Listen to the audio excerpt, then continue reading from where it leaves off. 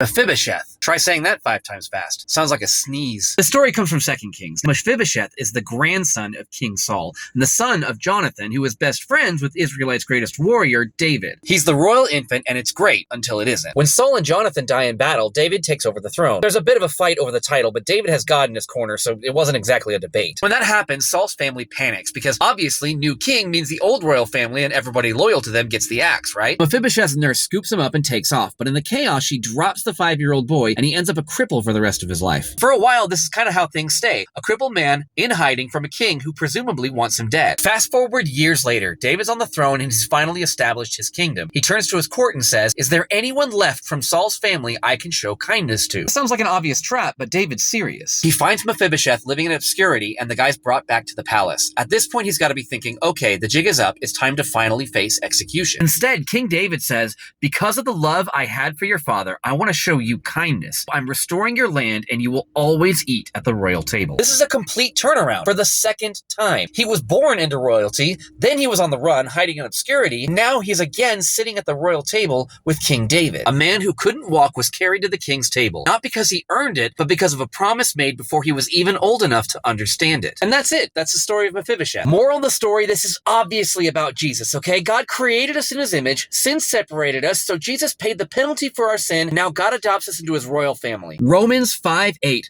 but God shows his love for us in this: while we were still sinners, Christ died for us. Accept God's gift of forgiveness, grace, and mercy, and follow him.